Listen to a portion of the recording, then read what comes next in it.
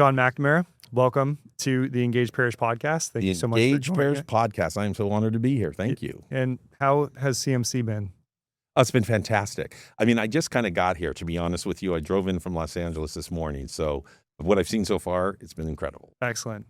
How long of a drive was that? 6 hours. Okay, that's a pretty One solid stop drive. at Denny's and one at a Chevron station. Very good. Bam. And now you're here. Absolutely. And for those that don't know you, you're a director, Yes. producer, and a writer. Yes. And you have an extensive list of films that you've been a part of. Yeah, a few. I've been making films since I was 12. Like, we don't even go into those ones when I was like a kid making tons of movies on my block. And in college, I made a lot of short films and so forth. I just love to make movies. This is what I do. What drew you into it back when you were 12 years old? When I was 12 years old, our family went on a vacation to Ireland. And for some reason, my dad bought me a camera. I actually didn't have that much interest in it, but maybe he wanted it for himself, and I'm like buying it for my 12-year-old. But I just started playing with it. And remember, this is a time before iPhones where everybody could make movies and so forth. But I had no concept of editing or anything. I would just go out there and shoot movies. I understood the concept, but I would edit in the camera. Like, I'd do somebody's close-up, then I'd run around to the other side, do the other close-up, run up the street and do a wide shot. And when I would see the footage on this little projector my dad also bought, there would be like white flashes. What are those? Why can't I get rid of those white flashes? So it was like just the beginning of learning how to make movies, and very much guerrilla style, like a guy with a camera and you just went out and you did it. So I got very comfortable with like being right in people's faces. How do you do it? I mean, it's an old Spielberg story. And when I was that age, those types of movies were coming out. Like, my heroes were Spielberg and Lucas. I would go to see Jaws and, Close Encounters and Star Wars. And I looked at the guys who made those movies and I wanted to emulate those. And now I have 3 boys. And I'm kind of like, hey, do you want to get in the film industry? And they're not as interested because they are into influencers. So I look at the shows they watch, super creative. And it's the same thing. It's just different than what I grew up with. And I hope, whatever, passion they fall in love with, they follow it too. Did you grow up in the Hollywood area? I grew up in beautiful downtown Burbank. Okay. And I thought the whole world was there. The Forest Lawn had a White House. That's the White House. It like the whole world made sense to me. But on Thanksgiving, we'd always take a hike up the mountain that's right next to Burbank, past the cemetery. And I remember one day when I was like 9 or 10 years old, we did our hike. We usually did it on Thanksgiving. And I walked out and I saw that sign backwards, Wood Holly. And I was like, wow. And that's my first glimpse of Hollywood from a high point. Because I actually thought the earth ended there. Like, in my little 10-year-old brain, I was like, that's the end of the world right there. And I was right, actually. That's what it was. It was Hollywood was laid out before me. And I only met you a few minutes ago, but I can tell you seem like a storyteller. How do you incorporate storytelling into your films? Well, ultimately, storytelling is everything. So one of the first things I do as a director, I always go, I'm a jack of all trade and a master of none. So I went to film school. I learned how to write. I learned a lot. Like, in high school, I was acting. I was on the stage. I played Jesus and Godspell and Burger and Hare. But I was around a lot of actors who were like, ooh, I feel so good on the stage and I feel it and I'm in the character. And I was like, I don't feel good at all. I see the audience out there. I know when the lights fade up, I'm nervous. I'm scared. I mean, even to do this, it makes me nervous to do that. But I like to watch the other people, like the people in the band or the people fading up on the lights or pulling up the curtains. That just interests me. So at the end of high school, I'd made some movies and I heard the real term was cinematography, and they had it at USC, and I got accepted to USC in the acting school. I was like, but I don't feel like being an actor. I want to do cinematography. I want to make films. And Loyola Marymount University at that time offered me a scholarship to go there it was called Communication Arts back there, but it was the School of Film and Television. So it was just a great way for me to go and make movies. And that's what I did. I made movies at Loyola starting my freshman year. And by this time it was like, with 16 millimeter cameras and bigger things. And it was just incredible. Has your Catholic faith always been an important aspect of your life? Absolutely. I mean, I grew up in a very Irish Catholic family. My grandparents were from Ireland. And so I had a mom, I call her a super Catholic. And she would, no matter when we would travel, we would be dragged into any church anywhere in this country. New York, St. Patrick's Cathedral, in Phoenix, wherever we were, we had to be going to church. She picked a house 11 houses away from St. Finbarr's church so we could walk to church and walk to school every day. That's the kind of woman she was. And so even now, I've done it to my kids. We went to Italy and I took them to Rome, to the Vatican. And I thought they were going to hate it. It's hot. It was August and the summer, and it was just, and they were good. They were quiet in the line, and then they got into the cathedral, and they freaking loved it.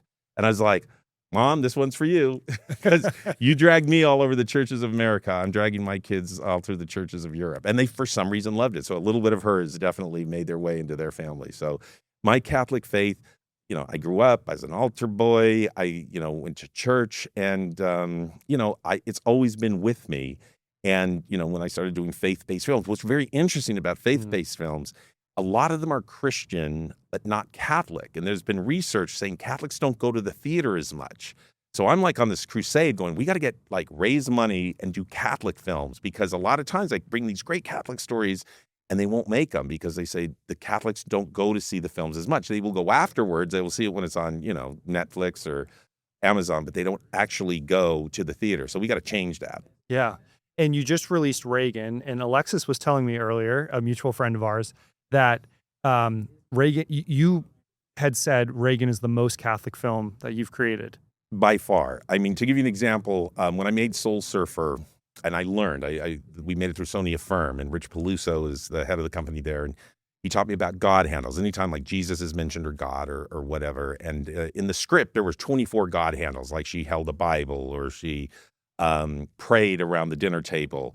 And so 24 in the script. There was 16 in my cut. And by the time it made it out into the theaters, there were only 8 God handles in the movie. And I always think of movies like Flashdance that have 150 God handles in it, but that's not considered faith-based. But Reagan, I sat there and I would go, wait a minute, we're talking about him going to church. We're talking about him, how he got his faith from his mother. And when I actually counted up the God handles in Reagan, it had way more than all of my other films combined, because he was a very faith-driven man, and that's how he made decision. It all came from his mother, and so it is a very interesting part of Reagan's life. Yeah. So Jesus was the ultimate storyteller. The Gospels are full of stories that resonated even today, but certainly resonated back in his time when he was here on earth. How important is it for Catholics to continue to tell good stories to attract folks to the faith? And I'll expand that, not just Catholics, but all Christians. Well, first of all, I don't know if you've seen The Chosen and all the shows that are coming through. Yes. Whatever the next generation is that does the stories from the Bible better and make it feel contemporary, I think that's huge. And I just think it is important that we find the stories and we make them. And, they used to be kind of expensive. They were like sandals, and the sets had to be big, and they weren't readily available. But I go, now has a very good time with the advent of AI. I mean, it's been around in the CG form that you could make these things, but it was super expensive. Now, if you have a dream or a thought, and if you want to write the story about the crucifixion, you can get those shots into your movie. You still need the actors, you still need the storytelling of humans, but it's a tool now that I think the filmmakers who want to make really cool Catholic films, Christian films, like my last film, Bow Artists of War, is a Jewish movie. You're able to expand on your sets, and you get the great actors, great voices, and you make these films that people want to see. People just want to be entertained. And they need it to be good, And even when I watched The Chosen, I was in the first season, it was kind of like they were small figuring it out. But as it grew and it got bigger and bigger, here I'm pitching somebody else's show, but I just think that's great. That shows there is a place to tell stories. And I mean, Jesus was the ultimate storyteller, but now the storytellers have, films, television, and now they got Instagram and Facebook. I mean, there are ways of getting the word out in new and fresh ways. And I see it all the time. I'm going through Instagram, and they'll have these visions of heaven, and they've got these angels with wings, and they're flying around. And I'm like, wow, somebody's imagination is just incredible. And they were able to put it into something we got to all watch and enjoy. Yeah. You might have put your finger on it just then, but why do you think The Chosen has been so popular? Is it because it's entertaining? Oh, yeah. I think it's beautifully shot, entertaining. We like the characters. They added freshness and newness. Like I said, every generation will watch their movie stars, and they're creating movie stars, and they just love that. They want to watch great stuff. So that's That's just, and I met one of the actors. I was in Nashville a few weeks ago, and I met the actor that plays Matthew, and he's kind of like a little bit autistic or something like that. Yeah. And I just thought that was so cool. Like that, I don't know if that's historical or whatever it could be, but it was like they bring things that might have happened today so we can relate better to the stories of yesterday. Yeah. They also have Jonathan Rumi as well. I think that helps. Yeah, Yeah. absolutely. So how have you continued, especially in your recent films, you mentioned Reagan, how have you continued to interweave the faith component into those films? Well, a lot of the films I choose already have a faith component. Then when I get sent scripts, they have that element. Like for a film I'm doing right now that's coming out from Sony Affirm, it's called Soul on Fire. It was based on the John O'Leary story. He's a little boy. He saw some kids playing with matches. They wouldn't let him play with them, so he went home. He lit a match, a little cardboard on fire, and then he poured gasoline on it and blew up the garage, blew him up. He was 100% burned. And so when I was reading it, he's in the hallway, and the mother like runs up to him before he goes into surgery, and he goes, "Mom, am I going to die?" And she goes, I don't know. Do you want to die? And he goes, "No, I want to live." And she goes, "Well, then you take Jesus' hand and you fight." And I still get like teary when I remember reading it, I was teary. When I met John O'Leary and I told him that story again, I got teary about it. But it was just like, I love stories that have people overcoming immense odds and fighting through and being successful. Yeah. And once again, we see that in the gospel so frequently. So much redemption. Redemption is the theme. We all need redemption. We all need a redeemer. And so I think that's why these films resonate so much. Hey, do you have any projects coming up or releases coming out soon? I know we're screening a film tonight, right? Here at CMC? Oh, tomorrow. Yeah. Okay, excellent. So that's Bow, Artist at War. If you saw Schindler's List, there was a couple. They were kind of extras in that movie, but that got married in the Plaszow barracks. We went to Israel and got the rights to their story, and now our whole movie is about their love story. Can you imagine a love story? They fall in love at Plaszow barracks, and then they live to go through the Holocaust. They get out. They have children. I mean, it's a miracle story. I loved it, telling miracle stories. So that comes out on September 26, 2025. And then right after that is the one we were speaking of earlier, Soul on Fire. It stars William H. Macy, John Corbett, and Joel Courtney, who was in Jesus Revolution. And it is that story about the little boy who lit himself on fire, and then he goes on to become a public speaker. And it's an incredible story of working his way back and thinking his whole life was lost and finding a way to give back. And that comes out on October 10th, 2025. Wow, you're busy. A little bit busy, yes. Anything else in the works? So my biggest one that I went to, I'm Irish, I told you that, and I went and found the rights to Trinity by Leon Uris, and I got the rights to that, so I wrote the screenplay, and right now I'm casting it and raising the money to go to Ireland and make that. Wow, that's exciting. Yeah. Yeah, and so I think this will just sort of culminate everything we've talked about so far. A lot of parishes watch and listen to this podcast. Why is it important for parishes to share these good films? Maybe they're not directly Catholic-based, documentary style, but why is it important for parishes to share these faith-focused films with their flocks? Well, this is what I would say if I were talking to any parish and if they could get the word out. You need to go to the movies. You need to go to the movies on opening weekend and support faith-based films, Catholic films.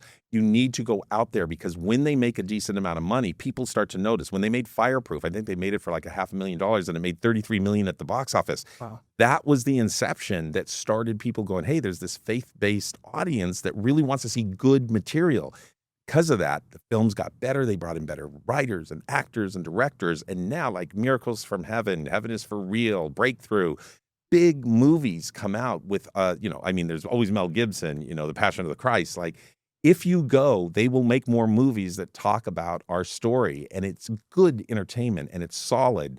But if you don't go to the theaters, people don't want to spend money on those movies. And I think of the Catholic faith, minimally, it's so massive. If they supported good films, you would see a lot more of them. Yeah. Well, I think that's great advice. Go to the theaters, promote good films. Absolutely. There's nothing better than it, too. The communal experience. It's 100%. Like going to church when the priest is giving a great homily. It's like, yeah, this is great. Yeah. But when you go to the theater, it's the same thing. And it shouldn't be preachy. I don't say to go for preachy, but they should tell stories of redemption, stories that we face in the modern world, and I think it's fantastic. Absolutely. Well, Sean, thank you so much for taking the time to record with us. I've greatly enjoyed many of your films over the years. So yeah, thank you. It's an absolute pleasure and an honor to interview you today. All right. Thanks for being on the show. You bet. God bless. God bless you.